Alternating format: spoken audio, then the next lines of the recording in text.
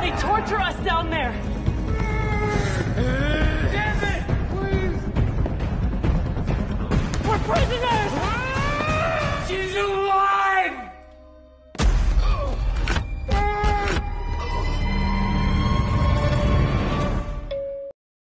Welcome back, Marcus. In a minute. Hello to all the innies and outies out there, and welcome to my deep dive breakdown and review of Severance Season 2, Episode 1. Now, before we get into it, I would like to share with you all my immediate reaction of me after watching this premiere episode.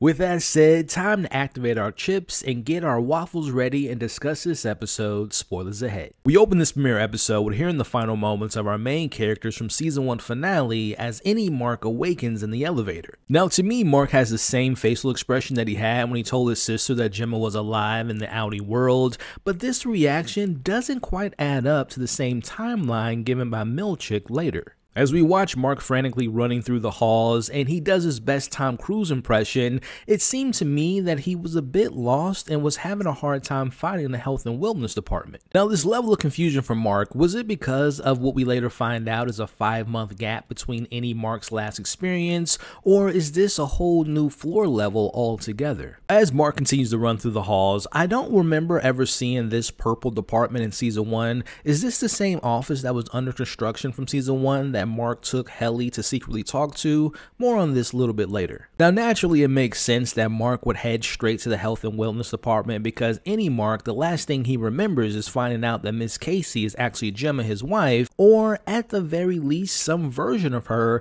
and the last time Mark saw her, she was just fired and now he wants to find her. Now, as he arrives, he notices the changes to the department as the entrance and exit doors have disappeared, as has the painting. Now, Mark senses someone behind him, but they disappear when he turns around. Now, I have some very deep thoughts on if this is even the same level that Mark has been used to for the last 2 years, but if you look closely, there are actually markings on the wall behind him where the painting used to be, but it also shows that it left a mark, really kind of indicating that this is potentially the same level he's been on for the last 2 years. Now, let's start the crazy theories in the comments. Let's have some fun. Now, the person looking at Mark was kind of hard to make out, but stick with me. I've been on the cloning train theory since the beginning of the show, and I would like to open up those can of worms again about the Lumen cloning theory. Now, I could be 100% wrong in this theory, but the person looked to be wearing similar clothes to Mark. Could it be a different version, a clone any version of Mark? Has Lumen figured out a way to allow other versions, or let's just say prototypes, to observe older original versions of the Innies, for example, Mark, before they're put into the department to work? Now, sticking with the clone idea, but bringing people back to life rather, what if that was Grainer? None of the Innies know about his death, and we assume that Gemma was brought back to life some way. What's to say that a non-severed employee has some type of contingency in their contract that if they die, they can be brought back to serve their company, and this whole thing is one big cloning scandal. Now, back with Mark, he heads into his MDR department to find he's got some new co-workers. Here he meets a woman by the name of Gwendolyn Y, a man who speaks Italian by the name of Dario, which, by the way, I couldn't figure out a way to translate what he was saying, so if you all speak any Italian in the comments, let me know what he was saying throughout this episode. And last but not least, we have an older man by the name of Mark W, who suggests that Mark S use a different name to avoid confusion, as Milchick walks in with balloons in his hand, welcoming Mark back to work. Now, you notice the change in Milchick's outfit. No more white short sleeve shirts, but instead a more business attire with black and blue colors, similar to what Cobel wore, which speaks to his new position within the company. Now, to add more meaning to his outfit's colors, blue is a color that means trust and peace. It can also suggest loyalty and integrity, where black is the color of hidden, the secretive and unknown, creating an air of mystery. Now, not only has things changed for Mark within the first scene, but you'll notice for us, the audience, the changes also in the opening title sequence. We didn't get our usual incredible theme music with the opening animation. Instead, we got silence in the title card. Now, of course, this could be a one-time thing to make us as an audience feel like Mark and that things have now changed, they're new, they're different, and not to expect the same thing from season 1, or this could be the new normal way that we open up the show now. Personally, I hope it's just a one-time thing to kind of throw us off as an audience, and next episode we'll return back to the incredible opening sequence, because if I'm being honest, it's one of my favorite opening title sequences of all time. It's up there with Game of Thrones or Succession, just to name a few. Now we watch as Mark and Milchick head to his office, as Mark immediately wants answers to where Helly, Irving, and Dylan are. Now in this conversation, Milchick drops a pretty big reveal, and that's that the events of the finale took place 5 months ago, and it was one of the most painful moments of the history of the company.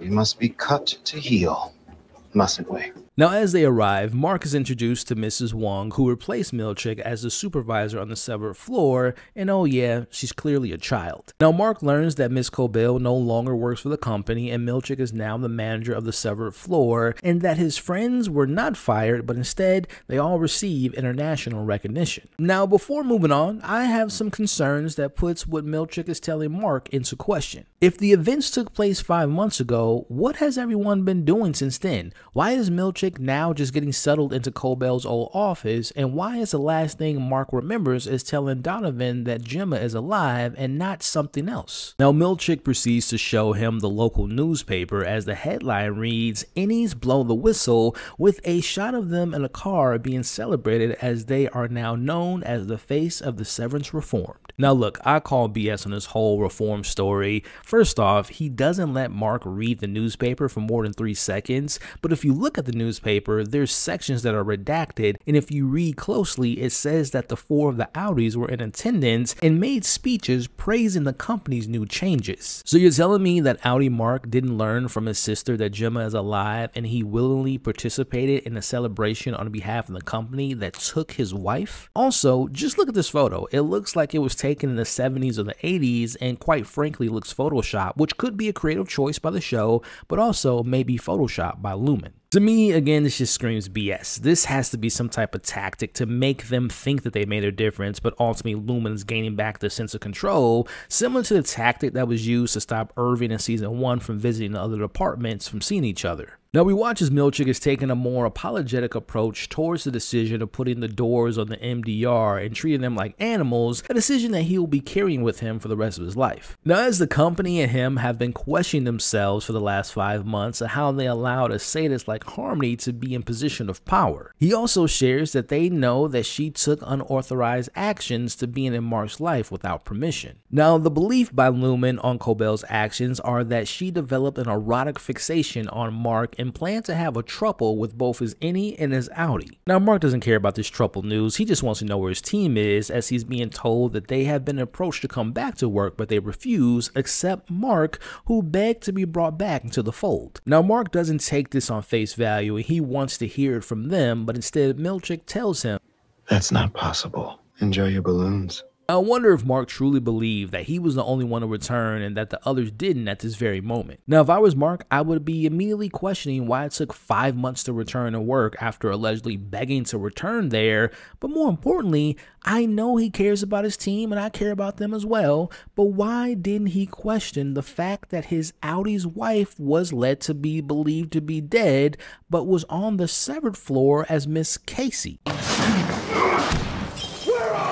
Now, I'm going to give Mark the benefit of the doubt here. Maybe he's playing the long game here. Maybe his innie and his outie have agreed upon to pretend to not be fazed by the idea that Gemma is alive, and they are agreeing to take on this task, even if it means going back to working for Lumen. Now, as Mark heads back to his department, I couldn't help but to think of that mysterious person looming around the corner looking at Mark, which again, to me, might be some other version of himself. And this shot of Mark letting the balloons go and the shot of all the faces of him being shown just kind of adds more fuel to my working theory. Now back to his department, Mark W. mentions that this new work situation is a bit tight compared to his old MDR department. Now this to me confirms that they're not new employees to Lumen, but instead it appears that they've been transferred. Now they claim that they walked in about an hour before Mark did, and they talk about the slight differences between the office settings. Ours was a creme brulee and the keyboards were puce. They were purple. No, they were puce. I know because it makes me nauseous. I wonder if that office Mark ran by was a similar layout to their old office. Now, the replacements being here may be in connection to the program we saw back in episode 8 of season 1 under the tab branch transfer, or there's a chance that there are more than one MDR departments within the same building,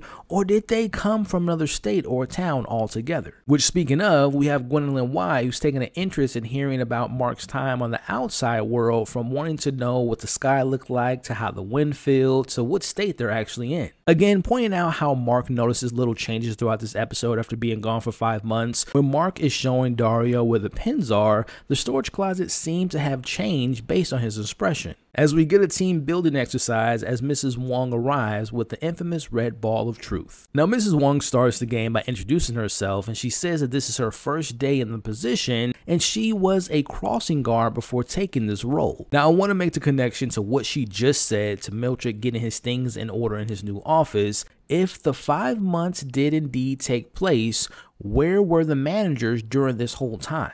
Now, back to what she said, I'm assuming she's not severed like Miltrick and other authoritative roles in this company, and I take it that she was a crossing guard at her school, which, by the way, why isn't she at school? Like, she's clearly a child, or is she extremely smart? Is she super advanced at her age? Where are her parents? So many questions about this new character. Now, Mark W. puts the question, the most important one of them all, that I think we were all thinking, and it's one of the funniest responses of this episode. Why are you a child? Because of when I was born. Now, we learned that Mark W. is from MDR department of Branch 5X, whatever that means, where he and Gwendolyn Y work together, but he also mentions their branch being shut down and thinking that he was going to retire because of that, but he was surprised to find out that he was transferred instead. Now, we find out why he was transferred a little bit later in this episode, but I want to go back to Mark W. mentioning that he worked with Gwendolyn in this moment. Was there something that was off about the look that she gave Mark? Was that like a look of suspicion? Is this an honest truth, or is this just a made-up story? Now, our boy Mark S gets his turn and he begins to tell them about his 2-year experience with Lumen, but we get a quick shot of him thinking of Gemma and Audi Mark wedding photo as he pretends to play along, and he says he's happy to have 4 new friends, but Mrs. Wong reminds him that she's his supervisor, not his friend. As she immediately changes her happy-go-lucky attitude and removes her smile and becomes more serious and showcases her position over him, and not to be taken advantage of because she's a kid, but also not to be taken lightly like he did with Miltrick over time back in season 1. Now, as Mark's first day back in the office comes to a close, we see him heading out, and again, notice the look of confusion when turning off the lights. Again, it's as if there's little things that change around the office, but the biggest difference in this premiere episode to me is, for the very first time, we don't see what the Audis are up to when they make the change in the elevator. Which, speaking of, taking a look at this shot from the elevator transition, it makes me think that the show didn't cut to Audi Mark because this is all a part of Lumen's ongoing ruse of them that they're putting on Mark and not allowing him to actually leave. Which makes me wonder, is his Audi being held somewhere without his permission, or maybe with his permission, or maybe this episode's sole purpose was to show us the Innie's perspective for the first episode, and maybe next week's episode we'll see what Audi Mark was doing, not only during the 5 months, but also during this exact episode. Now, as Mark returns to the office the next day, we see Gwendolyn mentions that her old branch was actually newer than this one because their perpetuity wing had animatronic Egans that move with the dance. Now, we learn that Dario comes from a whole different branch altogether, and his perpetuity wing had Egans made up of mops and also plates for faces, and they didn't have an elevator, but instead they used a rope, which I would love to see how their whole operation worked, as he says they were very poor. Now, as day 2 winds down, we see Mark takes a sticky note and writes on it. Now, as he heads out, the other Mark shares a little bit of a heartfelt moment with him as he tells him that his old team were a bunch of dirtbags and that they never once hit quota, which actually might explain why they were shut down, but he also notices that Mark S seemed to really like his old team and he's sorry that they're not here. Now, even after this kind sentiment, this doesn't stop Mark S from leaving the note that he wrote earlier in the day in the jacket pocket of Mark W, setting him up to look bad in hopes that he can get his old team back. Cut to the next day where we find Miltrick reading the letter that Mark left. I don't know if this will reach you, but I'm writing to alert you of the heinous conditions in the severed office to which you have transferred me. The branch is run by a shambolic rube who goes by Milkshake. Oh my God. A man whose stupidity is rivaled only by that of the 9 core principles. If you must continue to send me here, please consider strapping a bomb to me so that I may explode both Milkshake and the very spirit of Keir Egan. Wrathfully, your innie, Mark W. Now, Mark S. initially plays dumb to his plans, but all the signs point towards him writing it as Mark expresses his frustration and reiterates that he just wants his old team back. Now, unfortunately, this action leads to Mark S. losing his position as department head, and he'll now be taking orders from the new department lead, which is Mark W. Now, this doesn't discourage Mark as he starts laughing and points out that he did something in the kitchen, which was to really create a distraction as he runs out to Milchick's office to connect and speak with the board about his team. As we watch, Mark tells the board, "Now, I know that you want to do the right thing for severed people, which is why I need to see my team again. If you truly are the face of severance reform, as you say, then they deserve a chance. Mark! Please, they're my friends. You can't just make them disappear. Please!"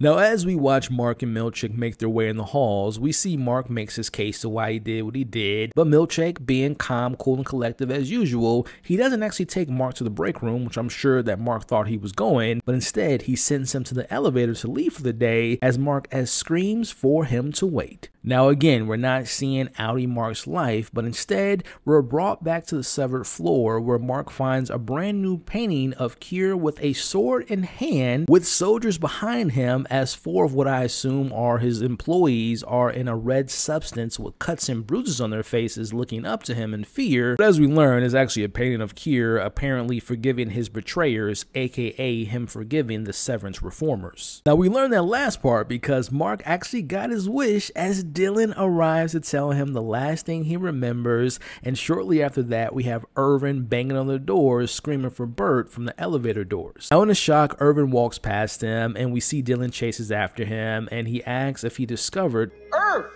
Dude, what's wrong? You poor up there? As Mark sits to see if Helly arrives, and at first she doesn't, but then he walks away and the elevator doors open and she walks out. Our favorite office romance, I would probably say second to Irving and Bert, but she walks out, they hug each other, and listen, I had the biggest smile on my face because it is just a beautiful thing to see the team back together. Now back together, they find Irving in the bathroom, and Dylan wants to know what happened in the real world. Now Mark holds off from sharing what happened just in case they're watching, as Irving comes out and they meet Mrs. Wong, who invites them to speak to Milchick, who's waiting for them in the break room. Now as they welcome Ms. Wong, listen to what Dylan says about the now gone replacements. Okay, well, I don't think you should feel bad at all. Feel bad? Yeah, for ending their lives. Dude, I'm saying don't feel bad. Like, I'm sure they deserved it. Now, is that the show hinting at those replacements? Going back to my clone theory, they're literally just that, replacements. They're not actual innies with outies being made up. They're manufactured Lumen employees. Putting my theories aside, I am very curious to know if we're going to be seeing those replacements again sometime later this season. Now, as Miss Wong lets them in one by one and stares them down one by one, they make their way to the doors of the break room to find a happy and smiling Milchick welcoming them all back. Now again, we know how important colors are to this show, as there is a purple light in the corner as well as the seats are purple as well. Now purple is often associated with royalty, nobility, and luxury, but also independence and peace, which makes sense considering that Lumen is attempting to do so and to bring them back on their side of trust. Now Milchick confirms the board heard out Mark as they show them a video that every innie will watch from this point on from Lumen directly. As we watch the tape titled "Lumen is Listening" being presented to them, and boy, let me tell you, it is a cinematic masterpiece. Now here we meet the Lumen Administrative Building, Branch 501, and while the end credits don't show his name, we all know who that voice is. It's the one and only Keanu Reeves. Now the video shows all the different changes of the building since 1870, as we also find out that there's actually 206 countries that Lumen operates in. From here, they see the portion that highlights what MDR team did to change the culture of the company by creating the Microdat Uprising. Now the clips include Irvin's iconic line of burning the building to the ground, we have Mark's speech with OD, and of course we have the infamous kiss between Mark and Helly to Dylan's surprise. Now it didn't stop there, as we also learned that the uprising caused changes to having some tasty new treats. They have a new hall pass, they have pineapple bobbing, they also have a wonderful but also terrifying mirror room. And I thank Kier for them. I thank Kier for the Macro-Dat uprising.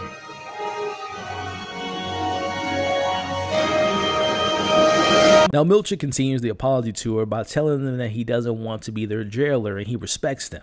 Now the respect is so much stronger that by the end of each day, they can each decide as their innies to leave, not their outies decision, and there will be no ill will. They've also removed all cameras and microphones to show how much they've changed. A new quarter and a fresh start from them all. Again, need I remind you that this was once a room literally created to break the innies' will when they broke the rules. Now it's transformed into a room of peace and harmony. But listen, I call complete BS on this whole situation. Now, interesting that Milchick stated that Outies not having a say in the innies wanting to leave work without the permission, which just adds more to me thinking that their Outies are not in control right now. But also, I want to bring into question, what about the story that Milchick told Mark earlier in the episode? Remember, besides Mark, the others didn't want to return, they refused to come back. Which to me, what changed between now and then? What did Lumen say to them for them to return? Or again, was it all a lie and they've been held up somewhere this whole time until now? Now the team rightfully smells BS, as rightfully so, as we see Milchick leaving the room as they each share their experience in the upstairs world. Now Mark shares his Cobel and Rickon story, but also tells them about Miss Casey being Gemma, his wife. Now he tells them that the health and wellness department is gone, as we see Helly asking if he's okay after learning about all that. But the most interesting reveal, or lack of reveal, is when Helly is having her chance to spill her experience in the upstairs world. We see Helly lies and doesn't tell them who she actually is or who her outie actually is.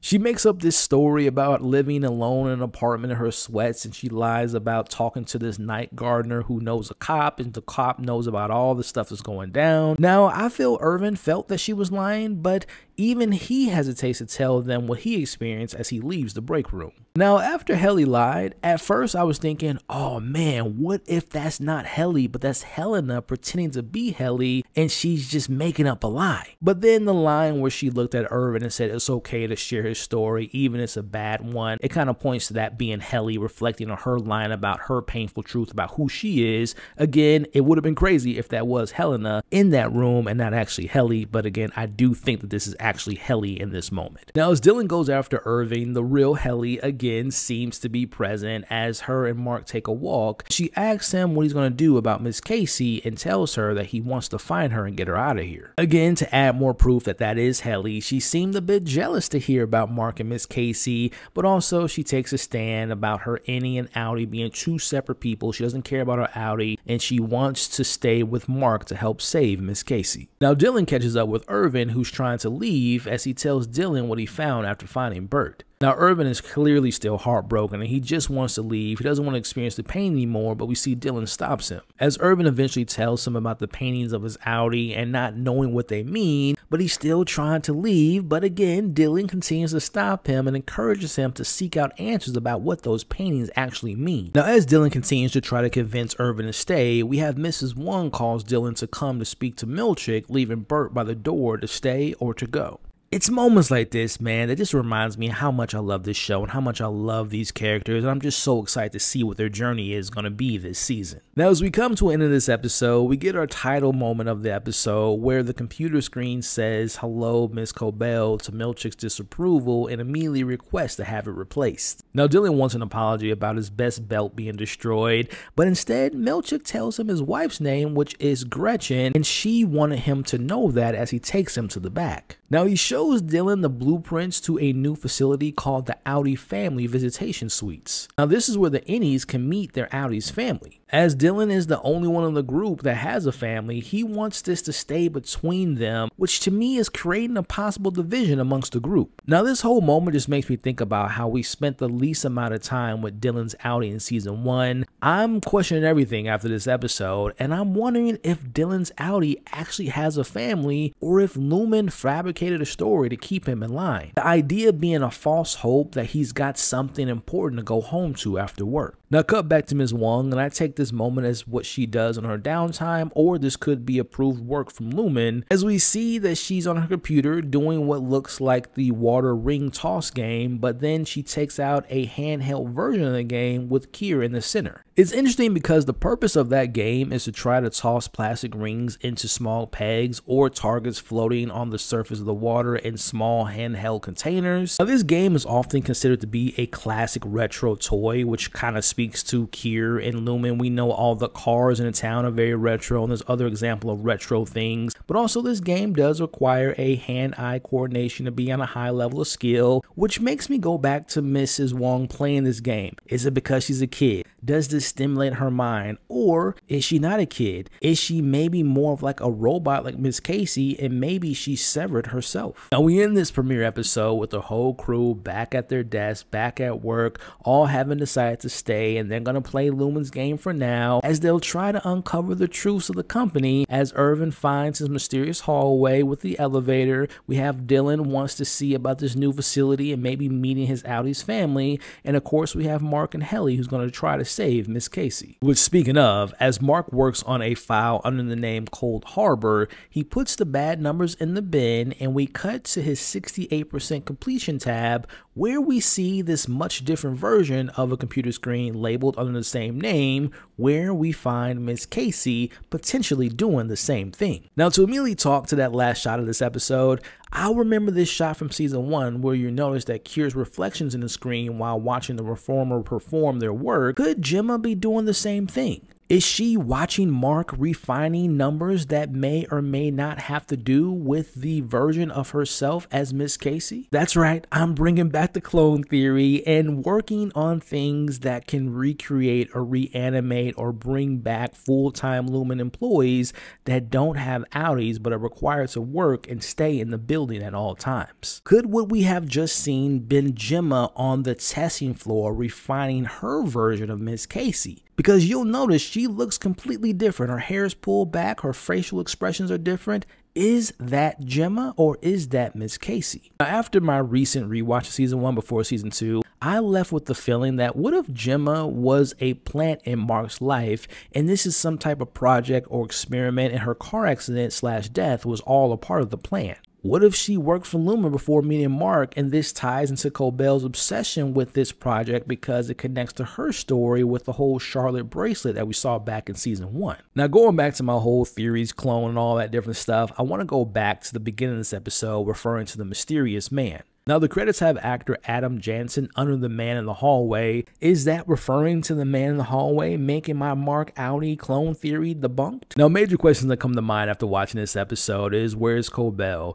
What's going on with the team's outies and what happened to them after being caught? Is the reform story actually true? Are they famous? Which I think is so funny because it's kind of like a meta commentary on the show of how the first season came out and how big they are, how big the show is. But also, what about the replacements? Are they real? Are they fake? And will we get more of Keanu Reeves as the Lumen building? What a way to kick off this new season, meeting new characters, getting caught up, getting the team back together at the end, and hey, you get a Keanu voice in a Lumen building. What else could you ask for? All right, I think that's the perfect spot to end this video. If you couldn't tell, I'm beyond happy to be back with this incredible show with you all again. I plan on making this a very big priority of the channel covering this season, and I hope you all will go on this journey with me as we try to uncover the secrets of what's happening at Lumen. With all that being said, we made it to the end of this video. Now it is your time to go crazy in the comments. What did I miss? What did you all think about this episode? Share your thoughts, your opinions, your deeper meanings, your theories after watching this episode.